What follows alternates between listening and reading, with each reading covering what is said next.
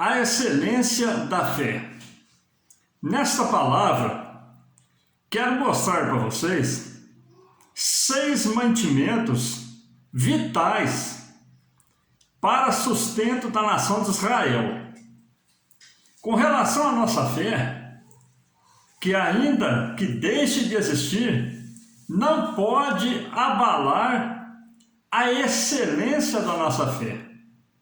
Eu me chamo Silvio Valente e tenho o imenso prazer de meditar com vocês esse excelente tema que se encontra no livro de Abacuque, no capítulo de número 3, versículo de número 17 ao versículo de número 19, que nos diz: ainda que a figueira não floresça, nem haja fruto na vide, o produto da oliveira minta, e os campos não produzam mantimento, as ovelhas sejam arrebatadas do aprisco, e nos currais não haja gado. Todavia eu me alegro no Senhor, e exulto no Deus da minha salvação. O Senhor Deus é a minha fortaleza, e faz os meus pés como os da corça, e me faz andar altineiramente ao mestre de canto, para instrumento de cordas. O primeiro mantimento que nós vemos aqui, o profeta Abacuque, ele fala da figueira. O profeta, olhando para a nação de Israel, ele disse: ainda que a figueira não floresça. Israel representa essa figueira. Foi quando o profeta, olhando para a nação de Israel, e pondo no seu coração, ainda que Israel esteja desarraigada, não esteja no seu país, esteja tudo destruído, esteja tudo arrasado.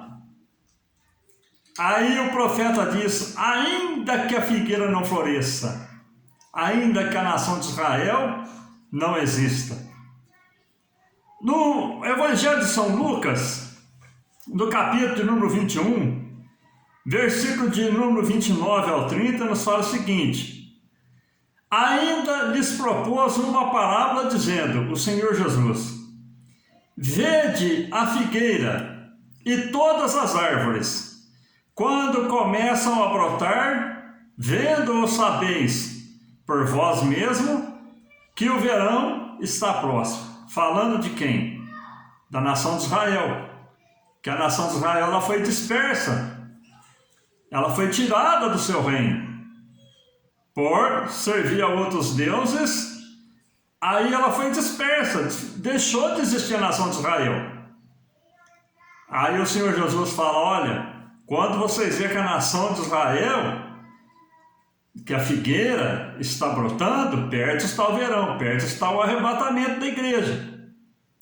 Então o profeta, olhando para a figueira, ele pôde expressar dessa maneira. Agora, o segundo fruto que o profeta ele expôs aqui no seu clamor a Deus, ele disse: a videira. Em linguagem figurada, a nação de Israel, como era uma videira trazida do Egito, considerada uma videira trazida do Egito. Nós sabemos que você pode cortar um ramo da videira e transportar por muitos e muitos quilômetros, até dias. Você planta ela e ela começa a brotar. Aí o profeta, trazendo essa simbologia também à nação de Israel, ele disse: ainda que a videira. Então, em linguagem figurada, a nação de Israel, como era uma videira trazida do Egito, foi tirada do Egito, plantada em Canaã e floresceu. Glórias a Deus por isso. No Salmo 80, versículo de número 8, nos diz: trouxeste uma videira do Egito, expulsaste as nações e a plantaste. Foi isso que aconteceu na nação de Israel. E o profeta, olhando para isso, ele pôde trazer para o seu clamor a Deus, a sua oração, e dizer a respeito também da videira. O terceiro fruto que o profeta colocou aí na sua oração, ele disse: a oliveira. A oliveira, meus amados, ela significa a abundância, as bênçãos divinas, a formosura, o esplendor, a força. Então, a oliveira, ela significa tudo isso. Abundância, ainda que os nossos recursos sejam esgotados, ainda que as nossas posses deixem de existir, ele pode comparar a oliveira como a nação de Israel, dizendo: ainda que a oliveira, o produto da oliveira minta, deixe de produzir, ainda que as bênçãos sejam escassas. No Salmo 52, versículo 8, ele disse, o próprio salmista Davi, ele comparou no versículo 8: quanto a mim, porém, eu sou como a oliveira verdejante na casa de Deus. Confio na misericórdia de Deus para todo sempre. Então Davi, ele considerava como uma oliveira verdejante na casa de Deus. E ele dizia: eu confio na misericórdia de Deus para todo sempre. Então essa era a firmeza que Davi também tinha. Considerava como uma videira na casa de Deus. E ali ele pôde expressar dessa maneira também. Agora o quarto é a exposição do profeta Abacuque na sua oração. Ele disse a respeito do quê? Do campo, né? O campo, meus queridos, sem o campo não haveria como subsistir. Simbolizava a subsistência da nação de Israel. Então, quando o homem não tem o seu trabalho, quando o homem não tem onde plantar, quando o homem não tem seu emprego, e ali é considerado como campo, os nossos recursos saindo daquele campo, né? No Evangelho de São Mateus, no capítulo de número 13, versículo 44, a gente vê o seguinte, nos ensinamentos do Senhor Jesus, ele dizendo: o reino dos céus é semelhante a um tesouro oculto num campo, o qual certo homem, tendo-o achado, escondeu, e transbordante de alegria, vende tudo quanto tem, compra aquele campo. Na excelência da fé, compensa deixarmos tudo para preservar o nosso tesouro. Então, meus queridos, quando o Senhor Jesus estava ensinando os discípulos, ele falou: olha, a nossa fé, a nossa vida espiritual, ela é considerada como um tesouro. Então vale a pena vendermos tudo para tomar posse do tesouro. Então creia que nós temos a fé em nossa mão.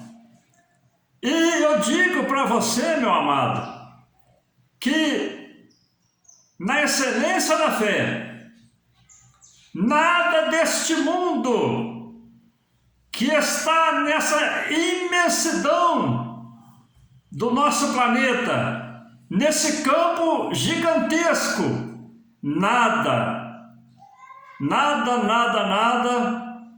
vai ter mais valor do que a minha, do que a tua fé. Há outro ponto que o profeta Abacuque, ele pôde expressar na sua oração, ele disse a respeito do que? A respeito da ovelha. A ovelha era de grande importância como alimentação. No livro de 2 Samuel, capítulo 17, versículo 29, a parte A, nos diz o seguinte: também mel, coalhada, ovelhas e queijos de gado, e os trouxeram a Davi. Quando Davi estava na batalha com seus soldados, ele precisava de quê? De alimento, para que ele estivesse na frente da batalha, mas estivesse alimentado para estar forte, para lutar contra os inimigos. Assim também a ovelha, ela simboliza o sustento do povo de Deus, que precisamos, na verdade, trabalhar, precisamos ganhar o nosso sustento, mas o profeta, na sua oração, ele dizia: ainda que a ovelha, ela deixe de produzir a sua lã, de produzir a sua carne, o profeta, ele, na sua oração, ele dizia: isso não vai abalar minha fé. Glórias a Deus por isso. Então, nada deste mundo compara a fé que nós temos, porque a fé nos torna vitoriosos, porque o Senhor Jesus contempla aquele que o busca, que o serve, que dedica a sua vida a Ele com fé. O outro ponto na oração de Abacuque, um ponto muito importante, ele disse sobre a vaca. Assim como as ovelhas, era de suma importância na alimentação. A vaca, ela simboliza prosperidade no rebanho. Lá em Gênesis, no capítulo 41, versículo de número 2 ao versículo de número 4, nós vemos o que? Nós vemos José revelando o sonho de Faraó. Versículo 2 nos diz o seguinte: do rio subiam 7 vacas formosas à vista e gordas, e pastavam no arraial. Após elas subiam do rio outras 7 vacas feias à vista e magras, e pararam junto às primeiras na margem do rio. E as vacas feias à vista e magra comiam as 7 formosas à vista e gorda. Então acordou o Faraó. Meus queridos, quando José teve essa revelação do sonho de Faraó, ele prevê o quê? Prevê o sustento, que o Egito precisava plantar, que o Egito precisava estocar durante 7 anos, porque haveria de vir o quê? 7 anos de fome. Então, o rebanho, a vaca, ela simboliza o sustento também. E creia, meu amado, assim como Deus sustentou o seu povo no Egito, assim também nós, por grande e infinita misericórdia, somos sustentados, aleluia, pela grande e infinita providência do nosso Deus. Graças a Deus por isso. Meu querido ouvinte da palavra de Deus, a excelência da nossa fé, eu quero dizer para você que está comigo nessa palavra. Estamos atravessando tempos difíceis, nós cremos que estamos vivendo a maior riqueza que o homem pode ter, é a fé no Deus que nós servimos. No tempo de escassez, no tempo de pandemia, no tempo de grandes catástrofes, creia, meu amado, que nós cremos que haja o que houver, Cristo nunca nos desamparará. Ainda que morramos, mas na eternidade a Igreja de Cristo Jesus, o nosso Senhor, triunfará. Glória a Deus por isso. Eu convido você, meu amado, a estar se inscrevendo no nosso canal no YouTube, Bíblia com Valente, para estar recebendo nossa postagem semanal e assistir os demais vídeos que já temos, a fim de acrescentar a sua fé.